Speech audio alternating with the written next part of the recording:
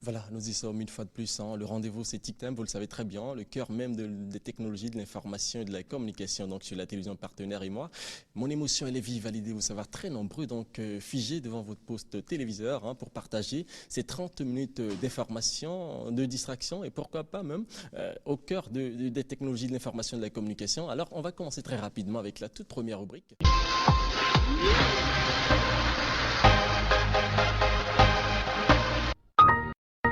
Maxime, bonsoir. Bonsoir. Alors, vous êtes là aujourd'hui pour nous parler des sites marchands, c'est ça? Oui, Alors, exactement. la première qui m'y a l'idée, quand on parle de sites marchands, je connais des sites web, je connais des blogs, je connais également, parce que c'est grâce à vous qu'on a appris à connaître les blogs, la différence entre les sites internet et les blogs. Aujourd'hui, on parle de sites marchands, sites commerciaux. Alors, quelle est la différence exactement? Un site marchand, c'est d'abord un site d'ailleurs. Un site marchand est encore appelé un site e-commerce. Et ici, c'est un site qui est créé dans l'idée de se faire beaucoup d'argent en vendant des articles. Et la différence, vous avez dit donc que les sites e-commerce sont faits exclusivement pour du business, c'est ça. Et justement, j'aimerais savoir, et les téléspectateurs également aimeraient savoir, quand vous parlez de sites e-commerce, vous dites que c'est pour le commerce exclusivement, et c'est-à-dire donc que les autres sites ordinaires ne sont pas faits pour le commerce, et c'est-à-dire qu'il n'y a pas de rémunération derrière ce site internet. Si, il y a de la rémunération, mais il y a une différence, ok? Je préfère qu'on aille avec des exemples, d'accord? Allez-y, il n'y a pas de Prenons problème. l'exemple de l'université d'Abomey-Calavi, par exemple, Oui. d'accord? Qui a fait peut-être un site web pour permettre aux étudiants de venir s'inscrire juste pour la préinscription. Alors, les étudiants se connectent chaque jour et des centaines d'étudiants se connectent pour s'inscrire, d'accord? Mais ici, l'université peut profiter de cela, de cette plateforme-là, pour se faire plus d'argent. Donc, peut par exemple faire un partenariat avec TICTIME ou avec Tunde Motors par exemple, pour dire, alors là, j'ai une plateforme beaucoup visitée par des étudiants et par des parents d'étudiants. Alors, je vous propose par exemple de venir déposer des bannières publicitaires. Donc, TICTIME va déposer des bannières publicitaires ou bien Tunde Motors vient déposer des bannières publicitaires et donc paye de l'argent à l'université d'Abomey-Calavi. Voilà une façon de se faire de l'argent à travers un site web ordinaire. Maintenant, en ce qui concerne les sites web, les sites e-commerce ou les sites web marchands, c'est des sites dont c'est-à-dire c'est réalisé juste pour vendre. Vous avez des articles, vous pouvez les vendre. C'est-à-dire que vous pouvez c'est des formes de boutiques en ligne, oui, si on peut le dire ainsi, des formes de boutiques en ligne où vous exposez des produits et les gens sont capables de visiter vos produits, vos offres de services et pourquoi pas vous contacter et en même temps acheter les produits directement en ligne. Oui, et quand vous avez un site web, un site marchand, c'est-à-dire que sur un serveur moyen, vous pouvez vendre jusqu'à 20 000 articles. Vous voyez un peu? Donc, vous vendez par exemple des chaussures, vous vendez des ordinateurs, vous vendez des chemises. Moi, par exemple, j'ai un site qui me permet de vendre des trucs traditionnels. D'accord? Donc, ça, par exemple, c'est un exemple. Et vous mettez tout ce que vous voulez. Et la grande différence, il y a une très grande différence avec les boutiques physiques. C'est-à-dire ici, vous n'avez pas un lieu, mais les gens vous voient de n'importe où. Sur Internet, donc vous n'avez pas un cadre, vous n'avez pas un appartement en bonne et due forme, mais vous avez quand même des compartiments sur des serveurs où vous exposez vos produits, les gens peuvent visiter les catalogues et puis acheter ce qui les intéresse, c'est cela. Mais au niveau de la constitution maintenant d'un site e-commerce, par exemple, est-ce qu'au niveau du codage, il y a une différence, par exemple, entre le site ordinaire et puis le site e-commerce? Oui, il y a une différence. Il y a une différence, une très grande différence d'ailleurs.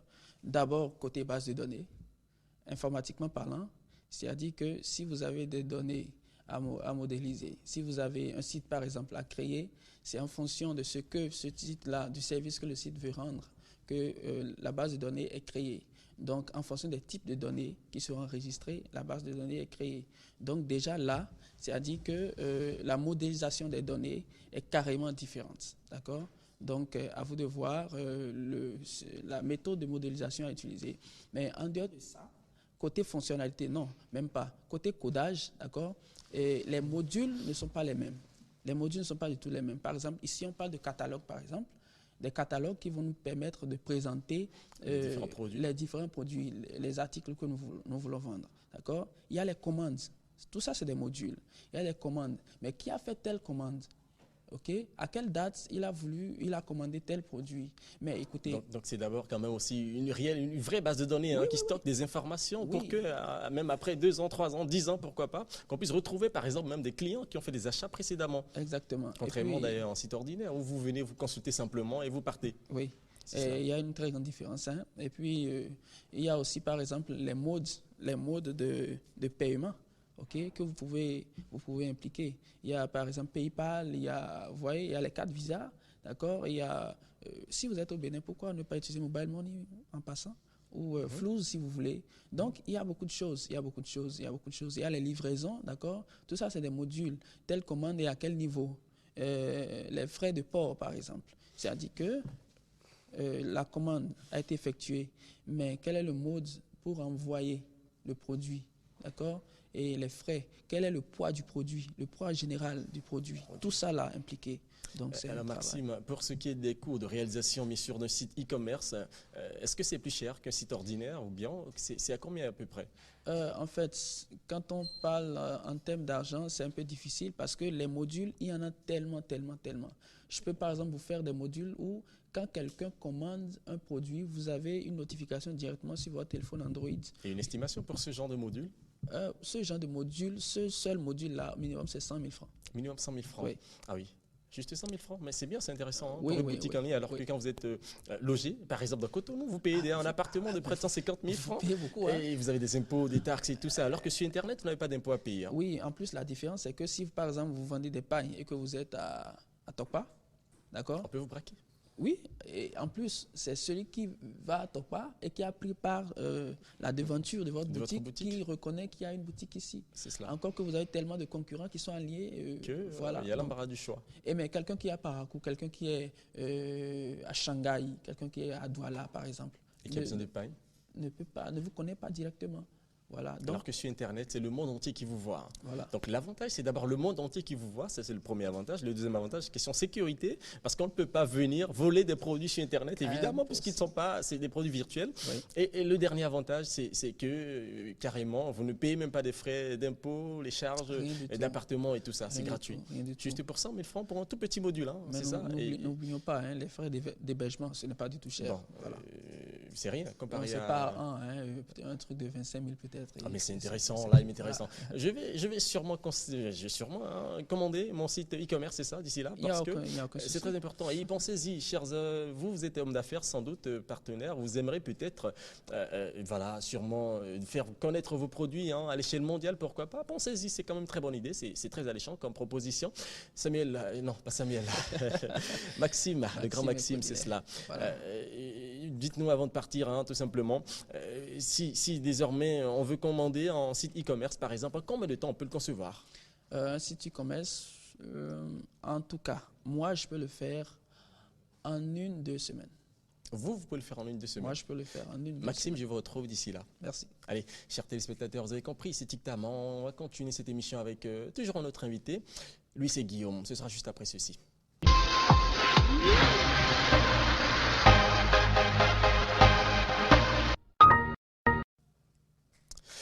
Voilà, je le disais tantôt, donc Guillaume Rissou est parmi nous, il est là sur ce plateau. Guillaume Rissou, bonsoir.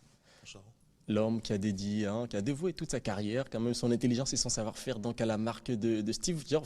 Steve Jobs, c'est ça, le créateur de Apple. C'est ça. Alors, ils sont deux. Ils sont deux. Le second, il s'appelle comment? Steve Wozniak.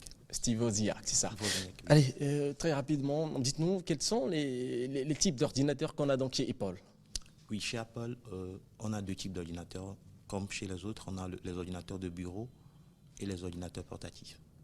Les ordinateurs portables, on a le MacBook ou le MacBook Lite qui fait 13 mm d'épaisseur.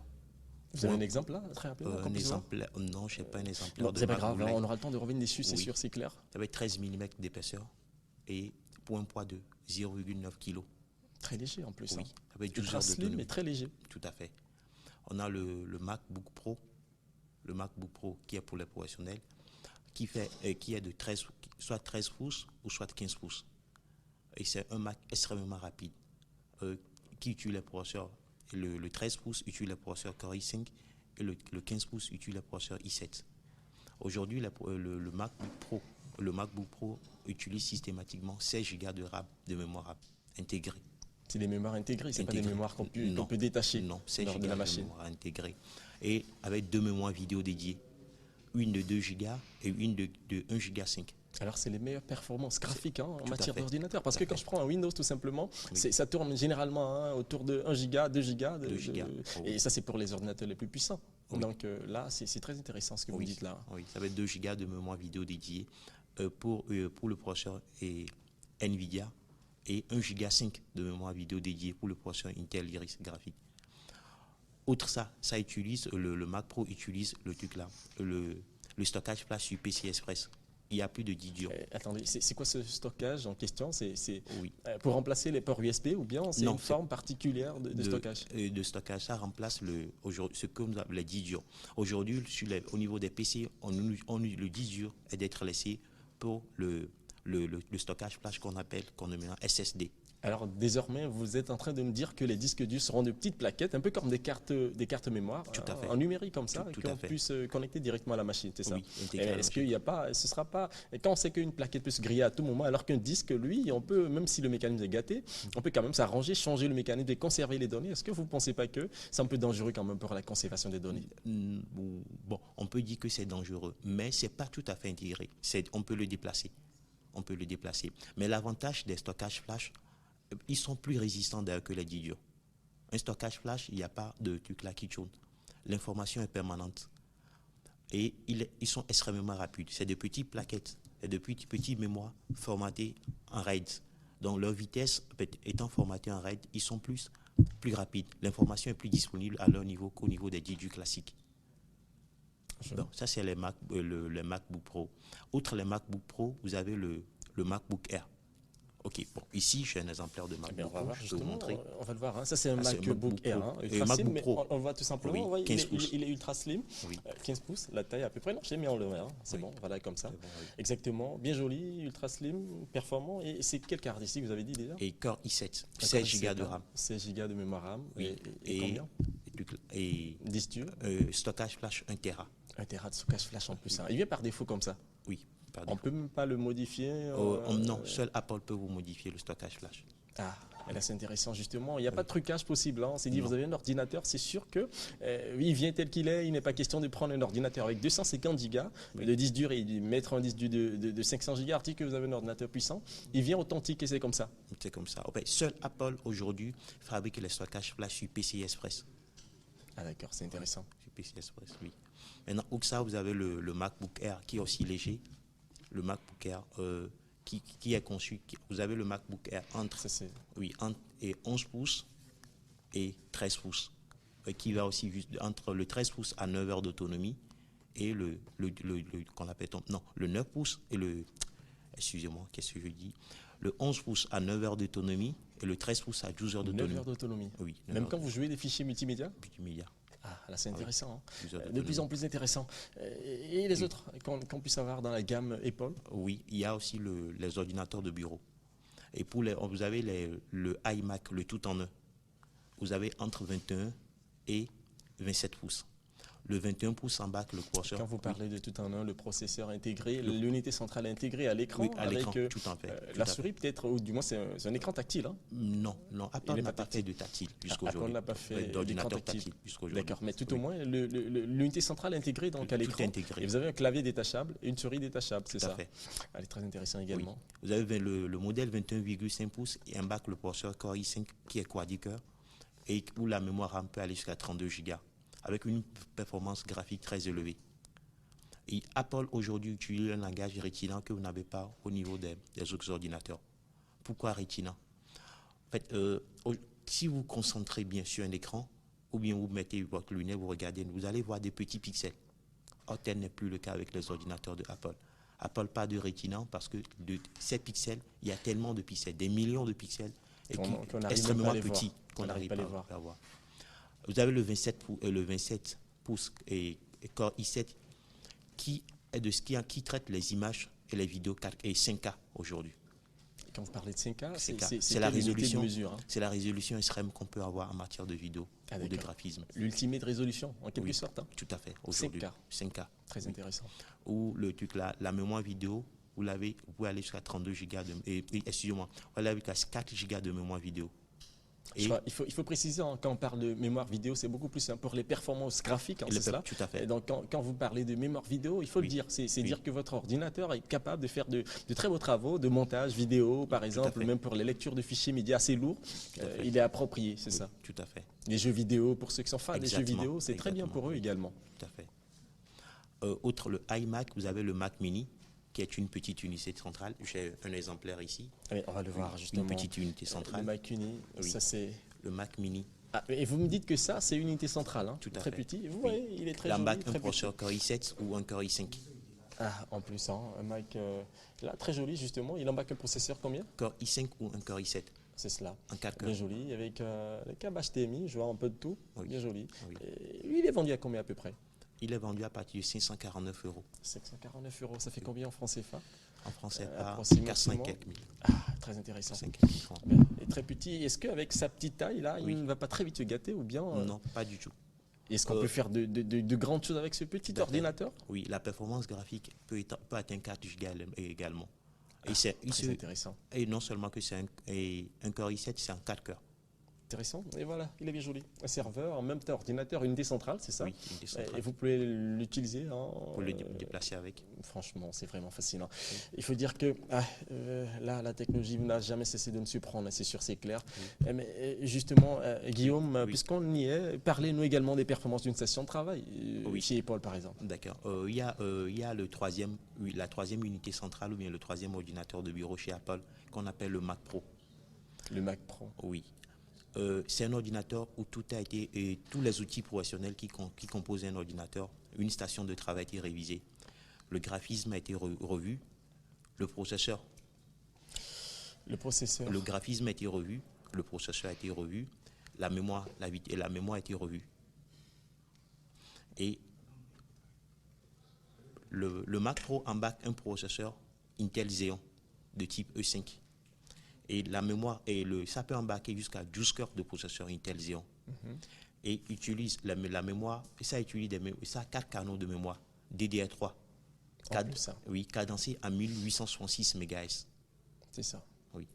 Et au total, elle peut embarquer jusqu'à 64 Go de mémoire. Là, franchement, je dirais qu'il y a un problème. Est-ce qu'on a un distributeur exclusif Mac, par exemple, au Bénin?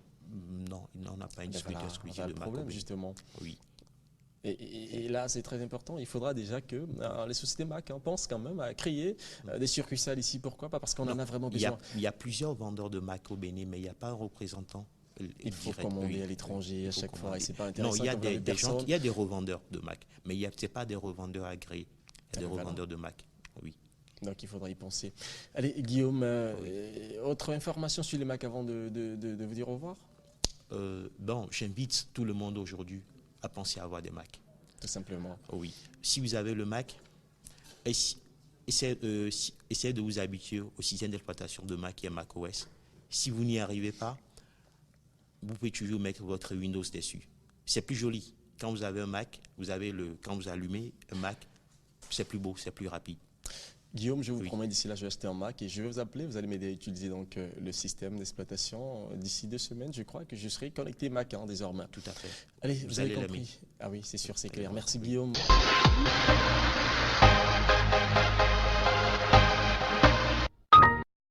Cette émission se poursuit avec cette fois-ci Samuel Diago qui est là pour la rubrique Techno. Samuel Diago, bonsoir. Bonsoir, chers amis. Bonsoir aux chers téléspectateurs qui ne manquent pas de nous suivre. Et merci de prendre part à cette rubrique. Alors aujourd'hui, on est impatient de savoir qu'est-ce que vous nous ramenez aujourd'hui dans la rubrique Techno. Dans la rubrique, je crois, vous voulez dire astuces et bonus. Non, vous n'est-ce savez, pas? astuces, Alors, bonus, chers éléments. téléspectateurs, merci une fois encore de prendre part à cette partie de l'émission. Et ce que nous allons découvrir aujourd'hui, c'est toujours pour que vous soyez toujours plus efficace, d'accord, et pour que vous mettiez toujours un peu moins de temps, d'accord, pour plus de résultats dans vos travaux informatiques. Alors, aujourd'hui, nous allons rester dans Word. Word, on n'a plus à décrire Word, c'est ce logiciel d'accord de traitement par excellence aujourd'hui et qui est d'ailleurs le plus utilisé dans le monde entier. Alors, ce que nous allons découvrir aujourd'hui, c'est quoi? Vous êtes une association, vous êtes une structure, une entreprise, et il se fait que dans votre traitement de test, vous avez besoin de remplir un tableau. Et ce tableau a bien entendu une en-tête, d'accord? Je vais dire pas en tête voilà, par exemple, les adresses et tout ça. enfin, je vais dire les têtes de ligne qui ne changent pas. Lorsque vous avez même peut-être jusqu'à 100 tableaux, et ce qui ne change pas, d'accord? C'est ces données-là qui ne changent pas dans votre tableau. On les appelle les en-têtes, n'est-ce pas? Alors, lorsque vous avez jusqu'à 100 tableaux, lorsque votre tableau, vos lignes, vos colonnes se répètent sur plusieurs pages et que vous voulez que la ligne d'en-tête, d'accord, ou plutôt les lignes d'en-tête se répètent sur plusieurs pages, ce que vous faites traditionnellement, c'est quoi déjà, chers téléspectateurs? C'est de copier, coller ou plutôt de saisir à nouveau sur chaque ligne. Ce qui est fastidieux lorsque vous avez plusieurs tableaux ou plutôt lorsque votre tableau se répète sur plusieurs pages. Ça devient un problème, ça devient fastidieux de réaliser cette opération. C'est ce que nous allons découvrir aujourd'hui via la vidéo de l'astuce du jour. Comment répéter les lignes d'en-tête sur toutes les pages lorsque vous avez un tableau dans Word. Donc, Samuel, et ça va se passer dans Word ce procédé. 2010. Il est très important de préciser l'édition, bien que cela soit possible dans les autres éditions de Word. Alors, chers téléspectateurs, moi, je suis déjà dans mon tableau ici. Et vous allez suivre avec moi, vous allez remarquer que là, je passe, je surligne ma ligne d'en-tête, d'accord? Ou si vous voulez mon en-tête. Voilà, c'est mon en-tête que vous visualisez en ce moment à l'écran. Là, vous voyez numéro, désignation et tout. Voilà. Donc, on va rapidement parcourir les autres pages pour voir ce qu'il en est. Et on remarque déjà que sur la deuxième page, il n'y a pas cette ligne d'en-tête. Sur la troisième page, non plus. Sur la quatrième page, la même chose également. Alors, ce que nous allons faire, nous allons commencer par sélectionner notre ligne d'en-tête. D'accord? Très important. On sélectionne, on commence par sélectionner, comme je le fais là en ce moment. Vous voyez, avec la petite flèche oblique orientée, lorsque vous cliquez 2 fois, ça vous permet de sélectionner votre ligne d'en-tête. C'est la première opération. Lorsque vous finissez de sélectionner celle-ci, vous remontez un peu plus haut et vous remarquez que dans les outils tableau, il y a 2 onglets. Il y a l'onglet création et l'onglet disposition. Notre opération ici va se faire au niveau de l'onglet disposition. Donc vous prenez le soin de cliquer sur l'onglet disposition et juste à droite là vous avez plusieurs éléments, d'accord, vous avez plusieurs fonctionnalités. Il y a répéter les lignes d'en-tête. Alors puisque nous avions déjà précédemment choisir, d'accord, sélectionner notre ligne d'en-tête, lorsque nous allons cliquer sur cet élément-là, lorsque nous allons activer cette fonctionnalité-là, il y a un résultat qui va se produire automatiquement et c'est celui-là que vous avez à l'écran en ce moment, c'est-à-dire que cette ligne d'en-tête se répète sur les autres pages ou sur, oui, je vais dire sur toutes les autres pages sur lesquelles se retrouve bien entendu votre tableau. D'accord? Donc, chers téléspectateurs, lorsque vous le faites, le résultat est aussi simple que ça et la procédure n'est pas compliquée. Vous choisissez d'abord votre ligne d'en-tête et après, vous allez dans l'onglet Disposition, qui est dans le groupe, qui fait partie des 2 éléments, d'accord, qui sont dans le groupe Tableau, outils Tableau, d'accord, et vous cliquez sur Répéter les lignes d'en-tête, tout simplement. Et le tour est joué. Et le tour est joué. Et vous aurez, donc à partir de là, lorsque vous réalisez cette opération, vous avez votre ligne d'en-tête qui se répète sur toutes les pages où est présent votre tableau. Voilà, tout simplement. C'est aussi simple, hein, Samuel Diago. Une chose est d'avoir un ordinateur et une autre de savoir vraiment l'utiliser de façon efficace voilà, en même temps. Exactement. C'est également ça, Samuel Diago. Le bonus avant de partir. Alors, le bonus rapidement, chers téléspectateurs, on va toujours rester dans Word, d'accord, mais précisément cette fois-ci, bon, on va dire que s'il s'agit toujours des tableaux. Alors, lorsque vous avez un tableau, vous voulez introduire une ligne de plus, d'accord.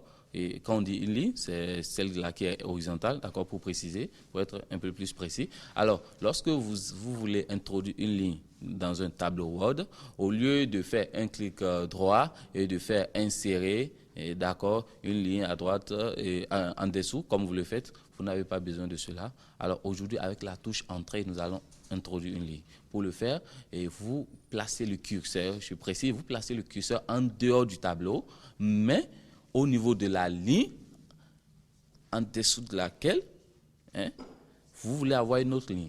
Je ne sais pas si je me fais clair. Reprenez, vous avez dit. Alors, vous voulez avoir une ligne en dessous d'une autre ligne. Oui. D'accord. Vous positionnez au niveau de cette ligne-là, en dessous de laquelle vous voulez avoir une autre, et vous sortez du tableau à droite. Je dis bien, vous sortez du tableau à droite. Oui. D'accord. Vous sortez jusqu'à la dernière colonne et vous sortez du tableau à droite. Vous placez le curseur juste à côté de la bordure de cette ligne-là, en dessous de laquelle vous voulez avoir une autre. Alors, lorsque vous faites la touche Entrée, ça vous introduit, ça vous insère automatiquement une autre ligne. Tout simplement. Voilà, tout simplement. Ça vous permet de pouvoir poursuivre tout simplement votre travail sans avoir à prendre la souris une fois de plus, faire clic, tout ça, c'est que vous faites. C'est de très beaux astuces. Vous fait perdre le temps. Voilà. En tout cas, de toute façon, vous avez compris, c'est de très beaux astuces et je le dis, il faut savoir utiliser son ordinateur. Et Samuel, je crois, pour ceux qui n'ont pas bien suivi, ils peuvent nous retrouver sur la page Facebook de l'émission, pourquoi pas. Vous pouvez venir suivre des formations même, gratuitement, pourquoi pas, et comprendre comment ça marche sur vos ordinateurs. Consultez simplement la page Facebook de l'émission ou appelez TICTEM et vous aurez de plus amples informations sur tout ce que nous apprenons ici sur TICTEM, c'est cela. Exactement. Allez, Samuel Diago, merci. Merci à vous, merci à toute l'équipe de réalisation de cette émission, merci aux chers téléspectateurs et merci pour votre fidélité. Et c'est sur ce donc que nous allons rabattre le caquet pour le compte de ce numéro de TICTEM. Chers téléspectateurs, j'espère que vous avez aimé. Sinon, en tout cas, on vous promet que la semaine prochaine, on fera encore mieux. Toujours pour vous faire plaisir, c'est sûr, c'est clair. D'ici là, portez-vous bien. Au revoir.